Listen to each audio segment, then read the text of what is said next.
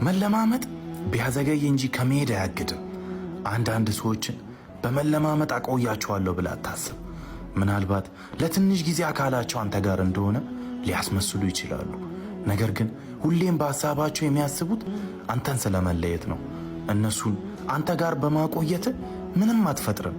ልታተርፍ የምትችለው ነገር ቢኖር የልብ ስቃይ ብቻ ነው። ስለዚህ እንዲሄዱ ፍቀድላቸው። ወዳቸዋለሁ።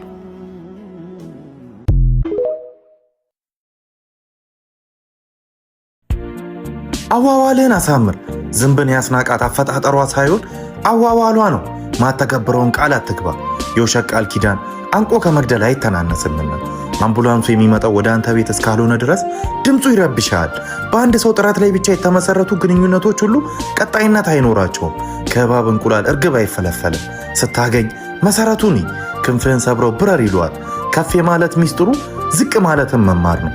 ዝቅ ማለትን አትፍራ፣ በጊዜ ከፍ ትላለህ ነው። ወዳችኋለሁ።